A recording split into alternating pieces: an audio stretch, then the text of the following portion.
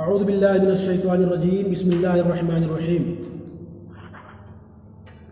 قال اللہ تعالی انه لقول رسول کریم ذی قوة عند ذی العرش مکین مطاع ثم امین وما صاحبكم بمجنون ولقد رآه بالأفق المبین وما هو على الغیب بضنین وما هو بقول شیطان الرجیم فأین تذهبون إن هو إلا ذكر للعالمين لمن شاء منكم أن يستقيم وما تشاءون إلا أن يشاء الله رب العالمين وما تشاءون إلا أن يشاء الله رب العالمين. یہ سورۃ التکویر کی کچھ آیتیں باقی رہ گئی تھیں جس کا ترجمہ کیا جا رہا ہے. اس صورت میں اللہ تبارک تعالیٰ نے شروع میں قسمیں کھائی تھی کچھ چیزوں کی. اس کے بعد جبریل علیہ السلام کے بارے میں اللہ فرما رہا ہے کہ انہ لقول رسول کریم، بے شک یہ قرآن بزرگ رسول کا قول ہے. میں نے بتایا تھا اس سے پہلے یہاں رسول سے مراد جبریل علیہ السلام ہیں. یعنی جبریل کا کیا قول ہے؟ قول تو اللہ کا ہے، لیکن جو بزرگ، جو فرشتوں میں جن کا سب سے اونچا مقام ہے، جو انبیاء کرام کے پاس وحی لے کر آتے ہیں، وہ بھی پوری امانت داری کے ساتھ، انہیں ان کا قول کہا ہے. یعنی اللہ تبارک تعالیٰ نے قرآن کی جو آیتیں، جو احکام بھیجنے ہوتے تو جبریل کے حوالے کر دیتے کہ جبریل ان کو لے کے جائیے، آپ ہمارے نبی کے اوپر ان تک پہنچا دیجئے. تو گویا کہ وہ جبریل کی بات کہی ہے، جبکہ حقیقت میں اللہ کی بات ہے. اور وہ جبریل ذی قوت، جو بہت طاقتور ہے، بہت طاقتور ہے. عند ذی العرش مکین، اور عرش والے کے نزدیک بہت ان کا مقام ہے. عرش والے کے نزدیک جبریل کا بہت بڑا مرتبہ اور بہت بلند مقام ہے، کیونکہ یہ جبریل، ان کا کام ہی یہی ہے کہ تمام انبیاء کرام پر وحی لے کر کے پہنچائیں اور پہنچاتے رہے.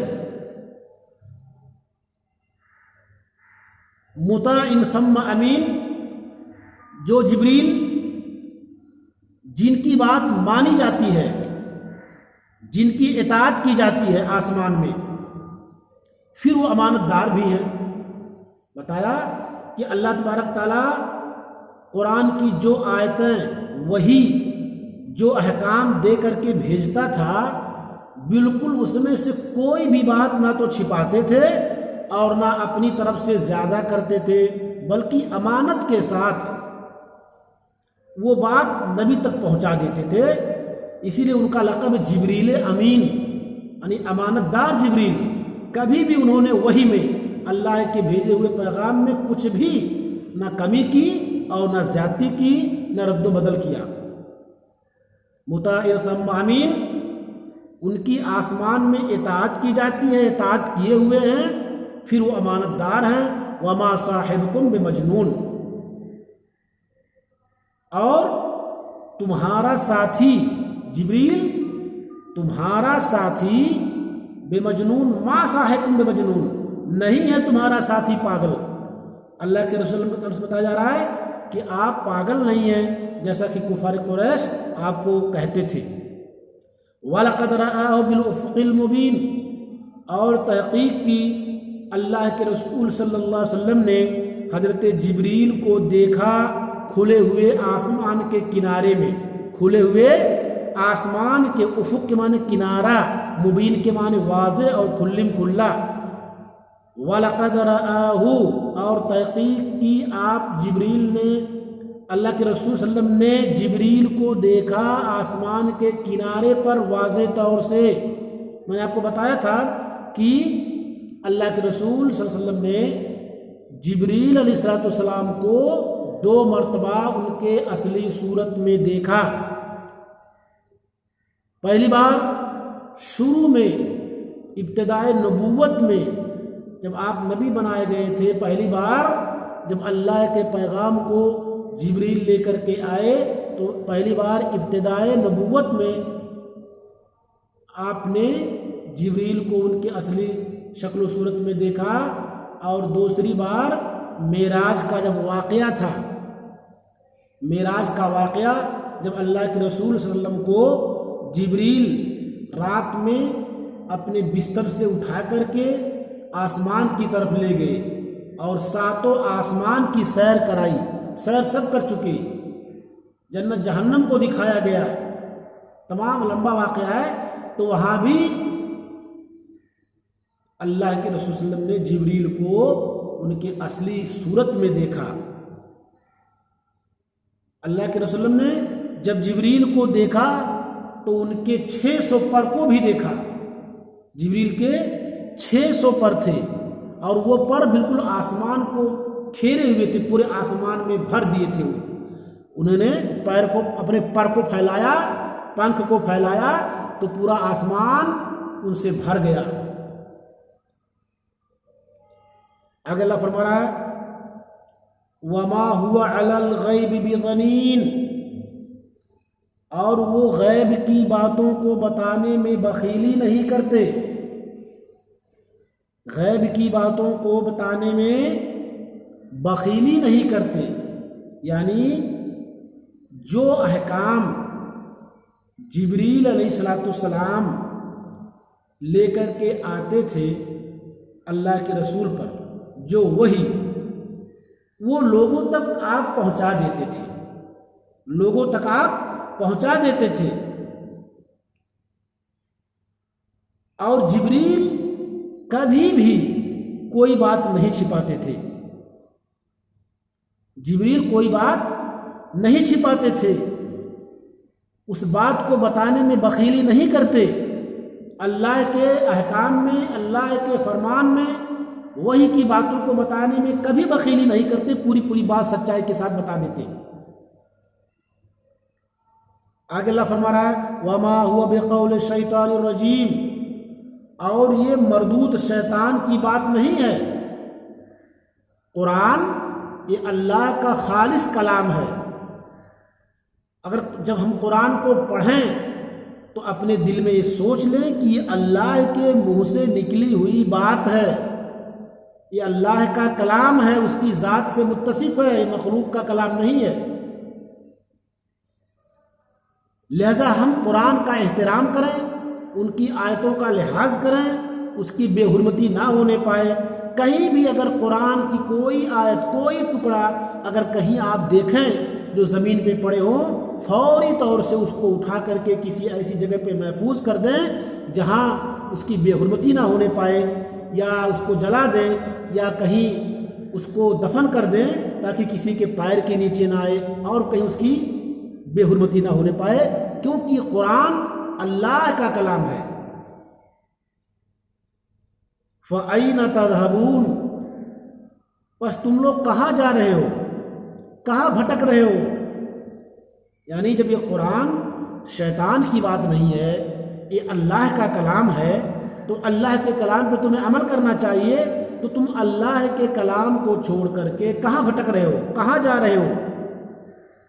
اگر تمہیں ہدایت ملے تو صرف اسی کتاب سے تم ہدایت پاؤ گے، اور دنیا کی کوئی کتاب نہیں ہے۔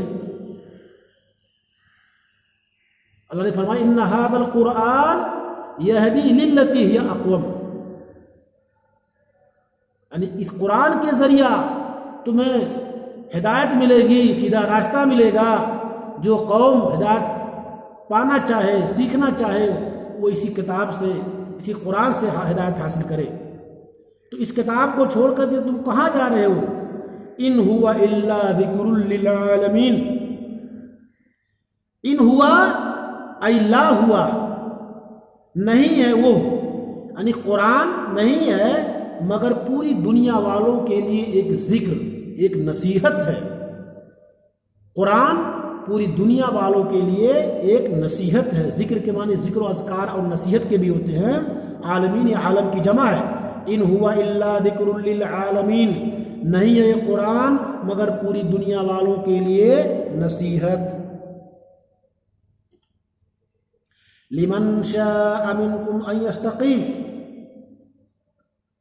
تو جو شخص چاہے اس سے سیدھا راستہ حاصل کر لے، جو چاہے، لمن شاء، جو شخص چاہے منکم تم میں سے، ان یستقیم ہے کہ سیدھی راہ اپنا لے، سیدھا راستہ پکڑ لے، قرآن پہ عمل کر کے سیدھے راستے پہ چلے۔ جو چاہے، قرآن سب کے لیے ہے، کسی خاص قوم کے لیے نہیں ہے، پوری دنیا کے لیے، پوری دنیا والوں کی ہدایت کے لیے قرآن اترا ہے۔ جو چاہے قرآن کو پڑھ کر کے سمجھ کر کے اپنا صحیح اور سیدھا راستہ پکڑ لے۔ لمن شاء منکم ان یستقیم، جو شخص چاہے تم میں سے سیدھی راہ اپنا لے، سیدھے راستے پہ چلے۔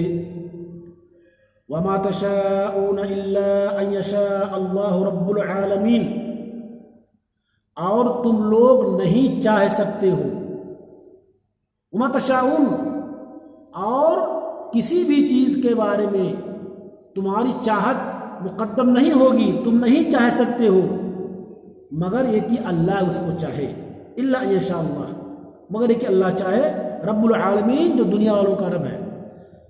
مطلب یہ ہے کہ کوئی چیز تمہاری مشیت پہ موقوف نہیں ہے، کوئی بھی چیز ایسا نہیں کہ تم چاہ لو اور وہ پورا ہو جائے، وہ چیز پوری ہو جائے، وہ کام پورا ہو جائے۔ تمہارے چاہنے سے کچھ نہیں ہوگا، تم بہت کچھ چاہتے ہو۔ انسان کیا کیا نہیں چاہتا ہے، لیکن کیا اس کی مشیت، اس کی چاہت پوری ہوتی ہے؟ بالکل نہیں۔ وما تشاءون الا ان یشاء اللہ، بہت سارے لوگ ہیں جن کے پاس پیسہ ہے، وہ چاہتے ہیں کہ ان سال ہم حج کر لیں، لیکن نہیں کر پاتے ہیں۔ سب کچھ ہوتے ہوئے، مال و دولت سب کچھ ہوتے ہوئے چاہتے ہیں کہ ہم حج کر لیں، نہیں کر پاتے۔ کیوں؟ اس لیے کہ جب تک اللہ نہیں چاہے گا تب تک ہمارے اور آپ کے چاہنے سے کچھ نہیں ہوگا۔ ہر انسان چاہتا ہے کہ دنیا میں خوشحال رہے، اس کے پاس مال دولت رہے، اس کی اولاد خوب پیسہ کمائے، اونچے عہدے پر فائز ہو جائے، پڑھ لکھ کر کے ڈاکٹر، انجینئر، کیا کیا تمنائیں ہوتی ہیں کہ بن جائے۔ لیکن کیا سب کی چاہتیں پوری ہو جاتی ہیں؟ بالکل نہیں۔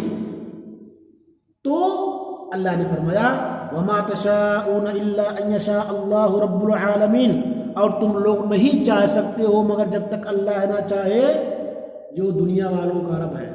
جب تک رب العالمین جو پوری دنیا کا رب ہے، جب تک وہ نہ چاہے تب تک تمہارے چاہنے سے کچھ نہیں ہوگا، تمہارا کوئی کام پورا نہیں ہوگا جب تک کہ اللہ پورا نہ کرنا چاہے۔ اسی کے ساتھ سورہ تکویر کا ترجمہ اور اس کی تشریح ختم ہوئی۔ السلام علیکم ورحمۃ اللہ وبرکاتہ۔